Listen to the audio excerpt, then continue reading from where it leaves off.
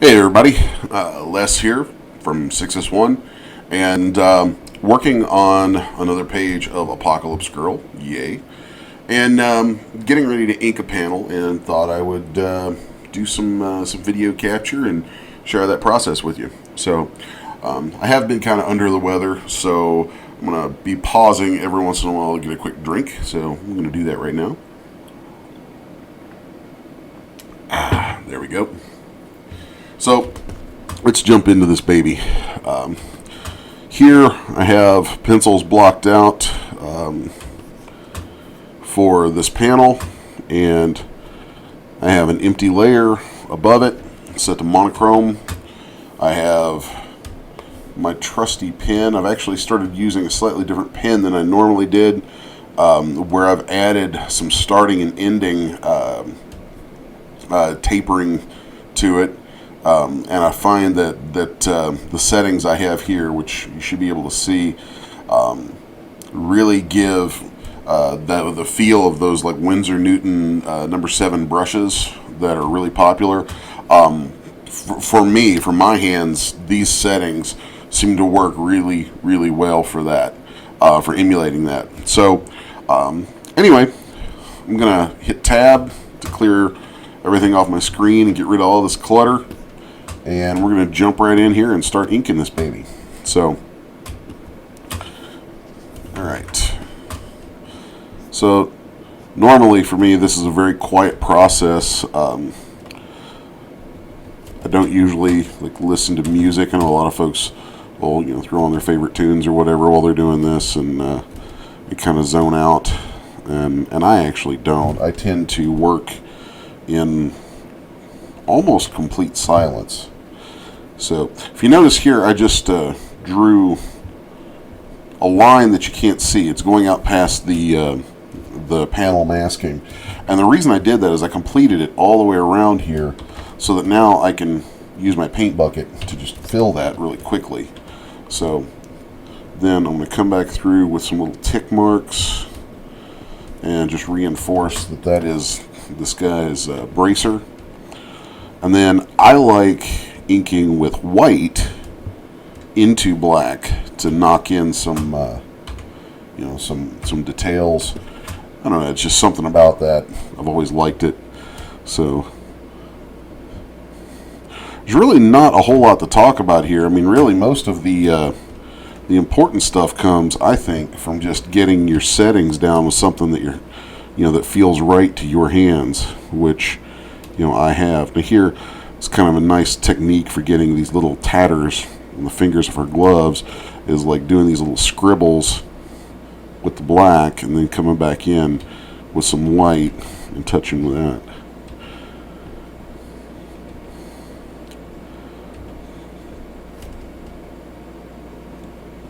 So I'll tend to go over and ink holding lines around everything, or at least over a section. I might not ink holding lines over everything on the page or on the panel, but I'll definitely do them over a section, like whatever I'm focused on, and just get my weight in place with that. So also I feel quite a bit of liberty with this, since I'm also the writer and penciler of it. So it's there's some freedom there. If this were someone else's pencils, I would be actually really painstaking about just following everything super close. But since this is my own, I actually take a lot of liberties, and I tend to pencil. This panel is actually penciled really tight, much tighter than I normally do when I'm doing my own inks. So it's all about what you're going for and knowing what your assets are in terms of production. I mean, if I'm working with another inker, then I'll do pencils that are honestly about tight enough that you could scan them and bump the contrast and use them like ink. Just because I really prefer, I know, as like if I'm inking over someone else, I prefer for the pencils to be tight. I don't want to have to guess, about someone else's artwork, someone else's designs, and all that, because if I feel like if I guess and I get something wrong, well, that's on me, and that's not cool. So I really don't like that. I prefer inking tight pencils. Or, if the pencils are loose and I have a good relationship with that person. I mean, I don't really ink other people that often, but I could see, if I had a really good relationship with a penciler, maybe doing that. But yeah, I'm kind of anal about a lot of that sort of thing. So anyway, you can see here I'm starting to go back in now that I've got my hold lines and everything blocked in here, and I'm just adding some little ticks and doodads.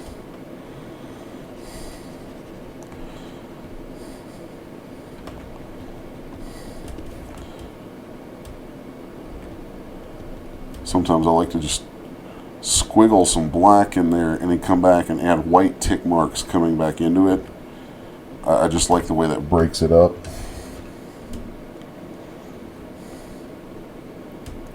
And then, of course, if you're not familiar with the key commands, as I'm doing this, you'll notice I'm switching between black and white constantly, and that's just hitting X on my keyboard. So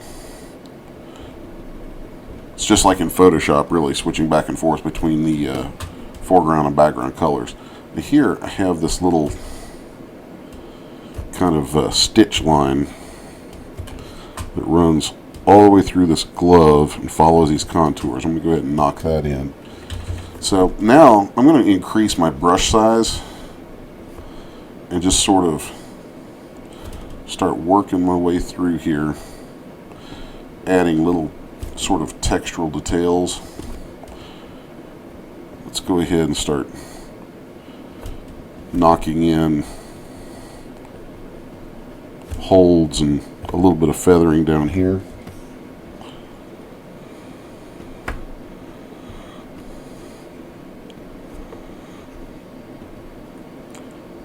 Alright. With your holds, you can go. I tend to go pretty bold. I mean, if this is the main thrust of the panel, so I'm going to want that to be very strong. And of course, you're gonna sort of modulate what you do with your hold lines based on a combination of things.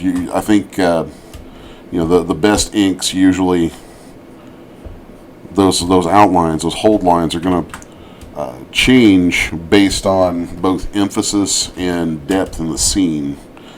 So things that are close tend to get heavier lines, and things that are further away, the opposite.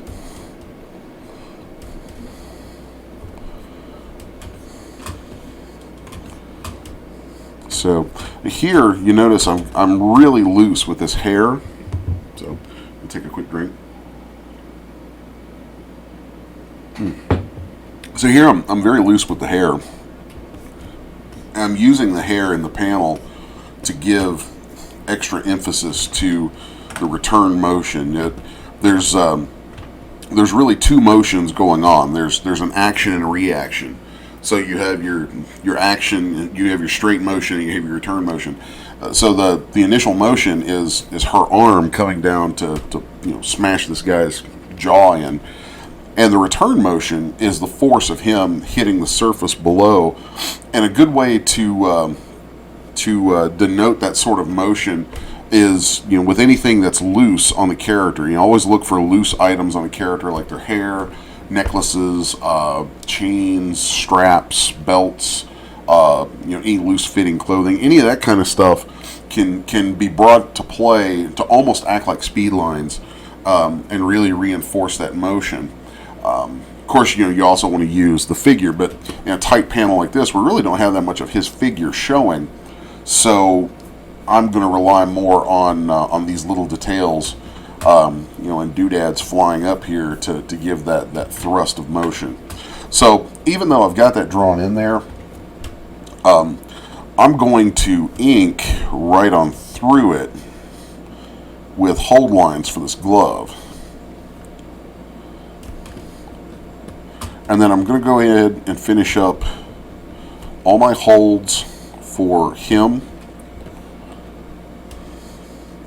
which that actually might take us just a minute here, but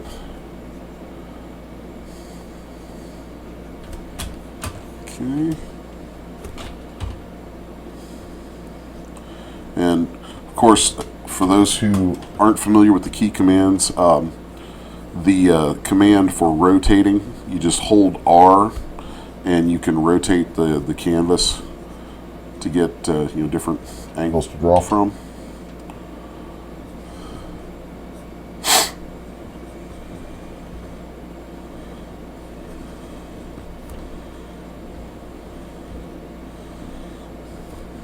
Okay.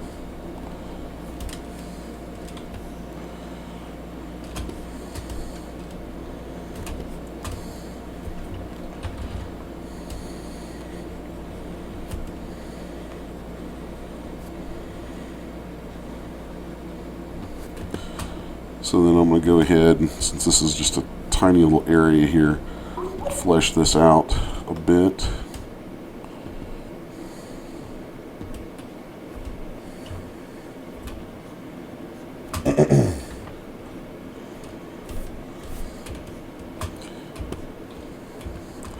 Now, I'm going to go ahead and finish up everything on her glove with all its little ticks and marks and things that'll just bring it to life.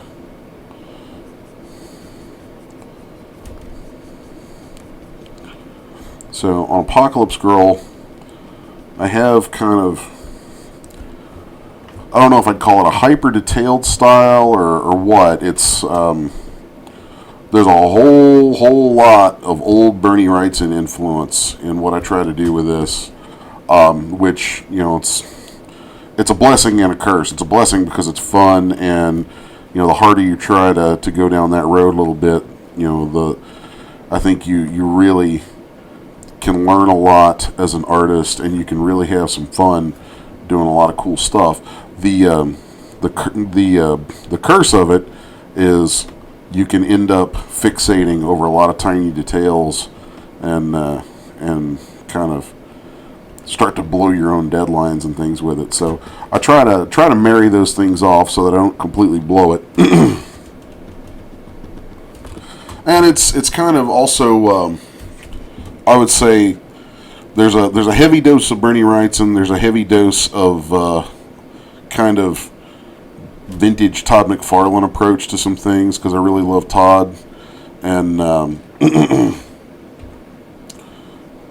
don't know. I mean, I look to a lot of different guys, and the tone of the story. I mean, Apocalypse Girl is, even though it's this weird thing I wanted to do where, I mean, she's a kind of sexy looking character. I mean, there's, she's not wearing a whole lot up top and so on, but she's also really strong, and it's like, in spite of how, kind of racy she may look, there's this depth that I try to work into the story, and I wanted the artwork to have sort of a mature aspect to it, with just detail and weight and so on.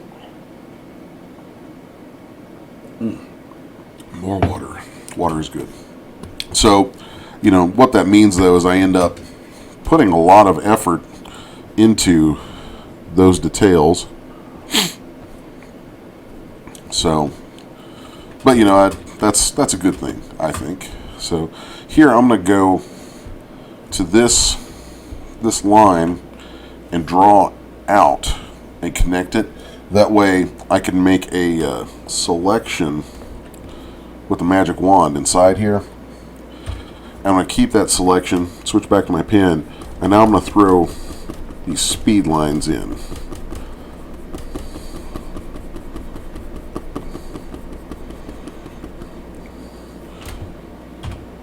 And I'm going to switch to white, come trace right down against my hold line, and that's going to give me an added sense of motion there. I don't do a lot with speed lines and things like that, because it's very easy for that sort of stuff to end up feeling kind of hokey. But here, I really felt like it was a good place for that. So then I'm going to add a nice shadow in there. I think that really gives a lot more depth to the glove. So next, let's go in and start tackling this dude's face. And this is going to be great fun because the guy is getting the crap knocked out of him. So, you know, we can really cut loose with a lot of crazy lines and textural bits and bobs in it. And like I'm going to go ahead and just throw in some ink splatter. That's going to be, you know, blood shooting out because, you know, she's just, I mean, she may not weigh more than, you know, $110, but you know, you drop 110 pounds of sheer force, and you know, somebody who may or may not have some kind of enhanced strength, dropping that elbow on a guy's face on a bar, and you know, I think some things are going to shoot out. So it's just we'll just make sure that is made very plain. So she totally trashes this guy. This is one of my favorite moments in the story so far. I love how quickly she you know, flips this guy around. I mean, I love the way this page came together, where she walks up to the bar, and the dude at the bar, who my wife says looks like me, but I don't have any circle glasses, so there. You know, she walks up to the bar, and you know, this hand, you know, and then of course there's things, you know, there's dialogue and things that are written, but I like actually that this page has just straightforward story where you really don't even need any text on this page. And I love that. I strive for that because I want anything that you actually read to be embellishment and addition. You know, I only want to have things, I only want you to have to read things that can't be displayed with art.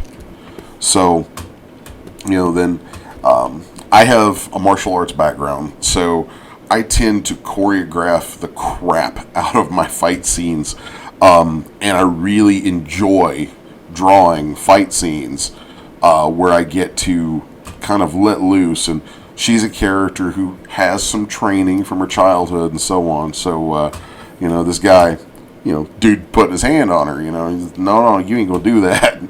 So, you know, I love this, you know, spins with this block, you know, forces his, you know, kind of makes him stumble over his own arm, really, by pushing it in front of him like that.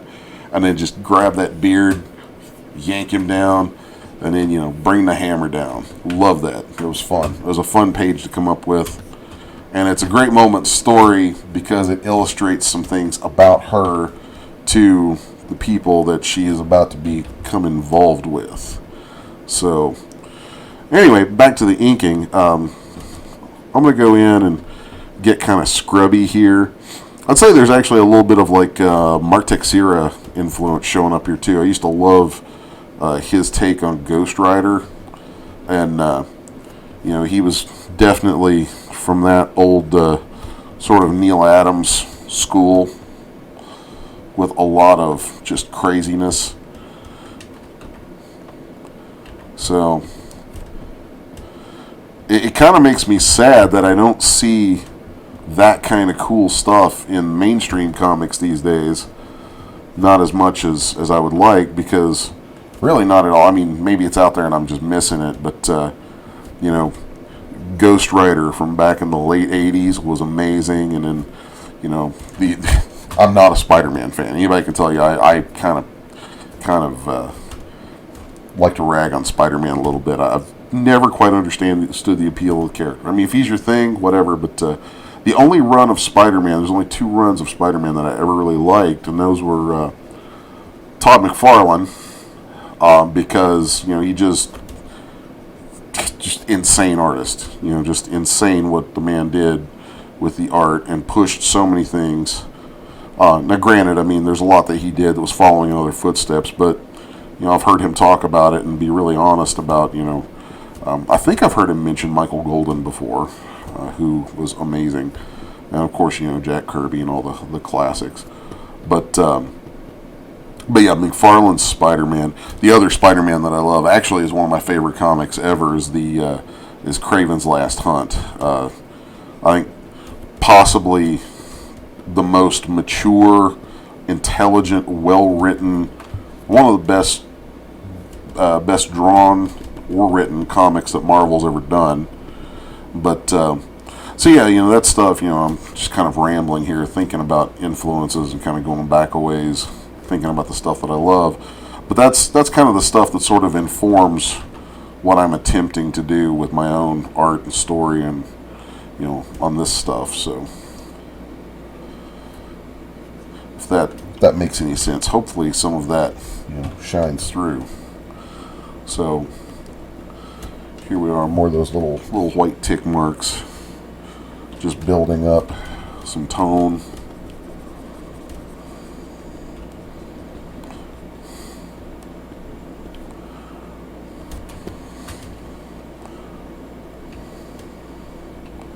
Alright.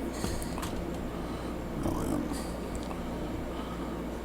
let's come in here and get this other eye. Of course, his eyes are shut real tight, so I'm going to put a lot of stress and tension lines in there to help sort of give that. I mean, I think, in my opinion, drawing, especially drawing comics, is kind of, it's one part actual drawing. I mean, you have to be able to draw, and that's, to me, that is really reliant on form. You have to be able to relay form and shape on the page with lines, but it's not just drawing. I mean, as we think of it, it's also communication. It's storytelling. So a lot of times, there's panel storytelling. There's storytelling within the panel, and it's kind of like the broad strokes. The broad strokes can be done with stick figures. You can show character to character interactions and and physical movements and gags with stick figures, and those get your broad strokes. And then as you build form, you tend to kind of reveal the attitudes of the characters. Then as you start adding detail, you'll move more and more into nuances. And it's funny, I think a lot of young guys coming up have a tendency, I know I did when I started, so maybe I'm just putting that on other people, but I feel like a lot of young artists have a tendency to want to go right to the nuances. I want to make this, it's going to be hyper detailed, it's going to look so badass.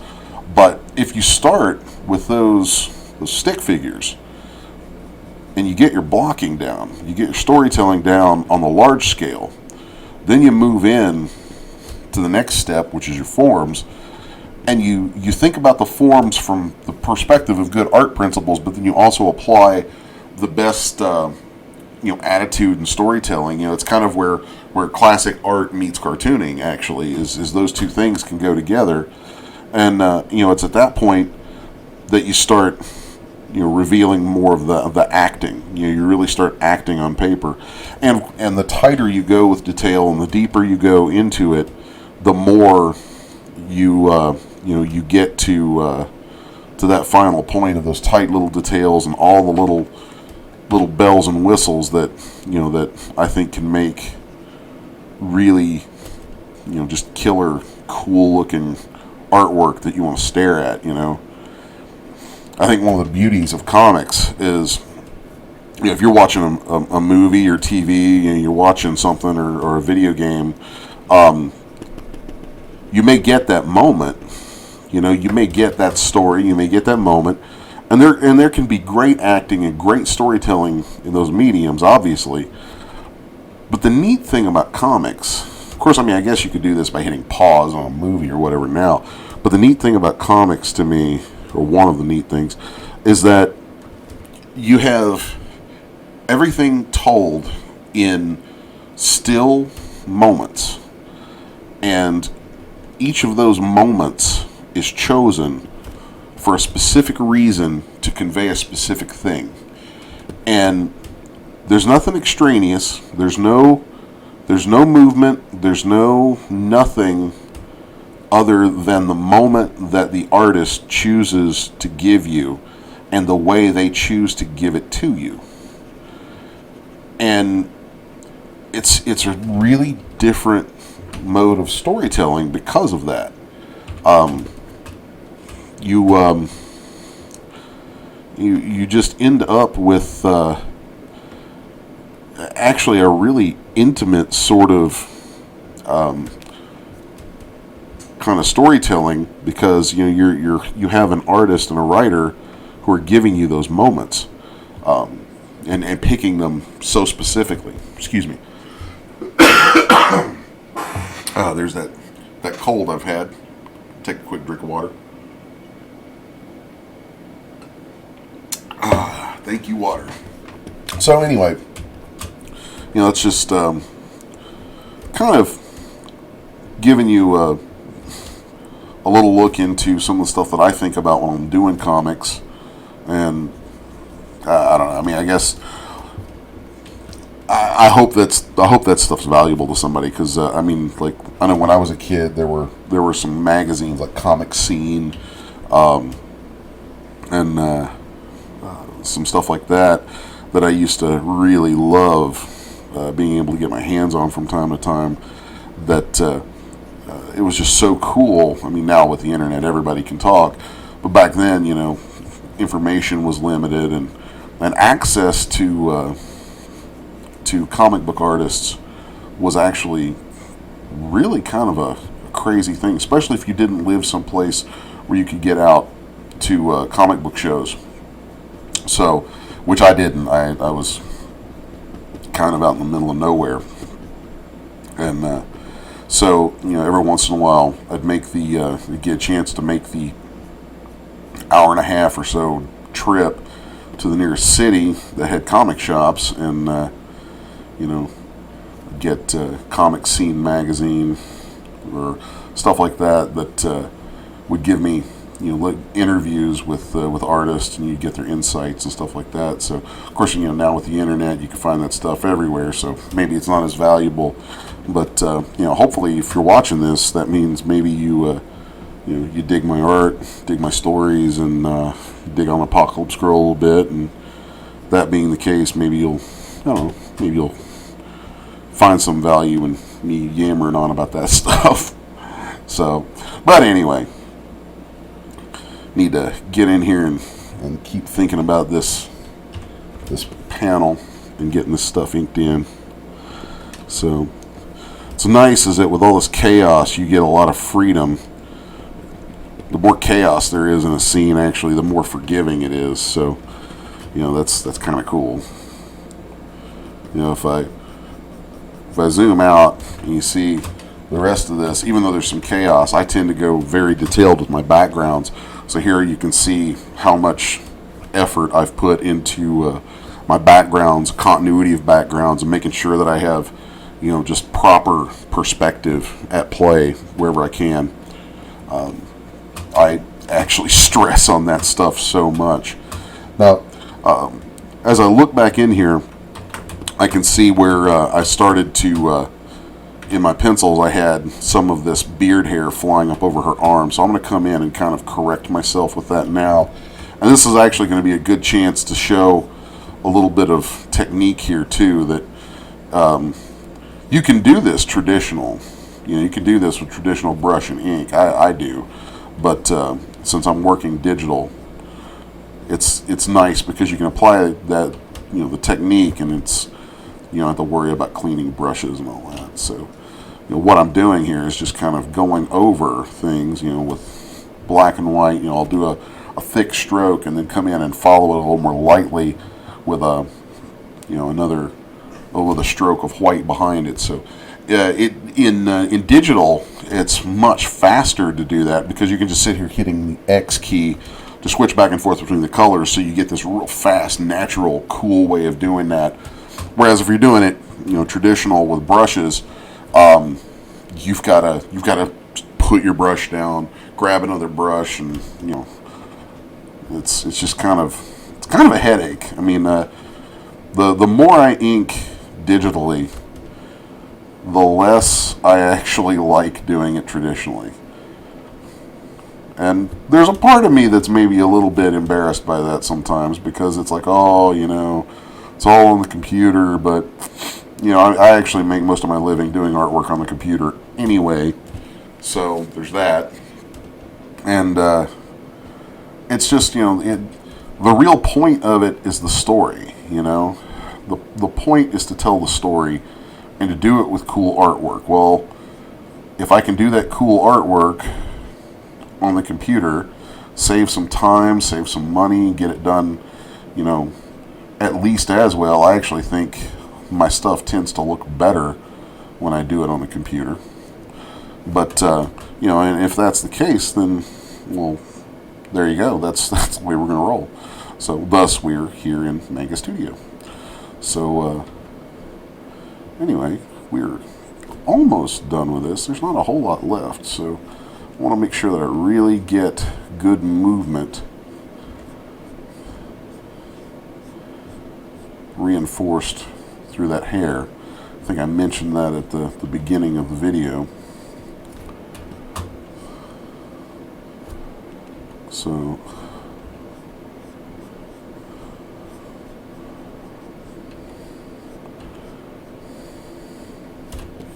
there we go.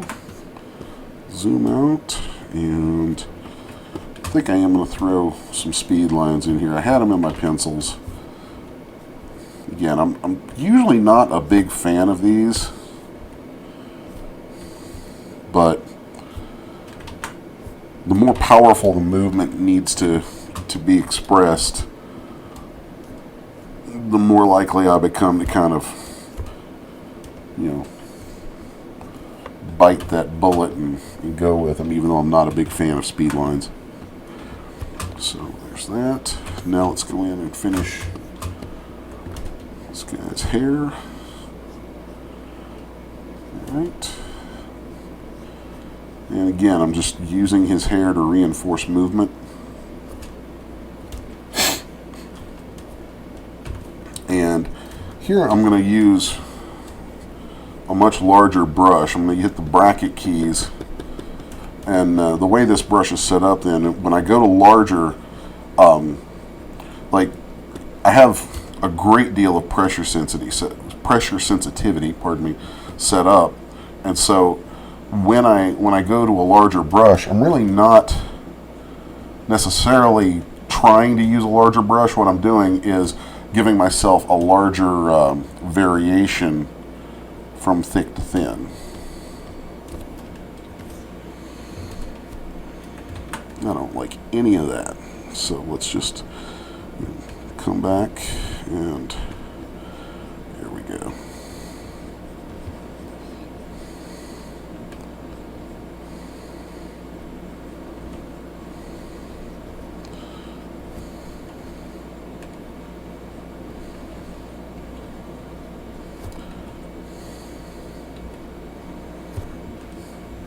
Let's flip it upside down, or back right side up, and let's get rid of our blue lines underneath.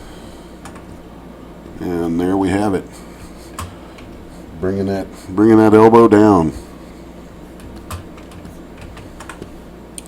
So, and that is a finished page of ApocGirl. So, I figured I would go ahead and do this and toss this video out there because I was really digging this page, so I just wanted to share it and kind of, it's like, hey, check this out. So, anyway, there's some cool stuff brewing for ApocGirl. Talking with some folks and got some cool things going on behind the scenes and so on and so forth.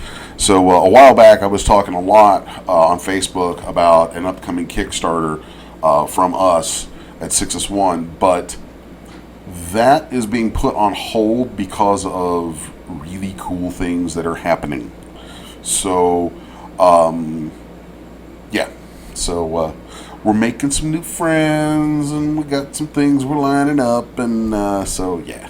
It's cool. It's very, very cool. hopefully you'll see us starting to pop up at some shows and stuff. And yeah. So anyway, just wanted to share this page and some inking, and there it is. So I'm Les. We're 6S1. This is ApocGirl. Thanks for watching.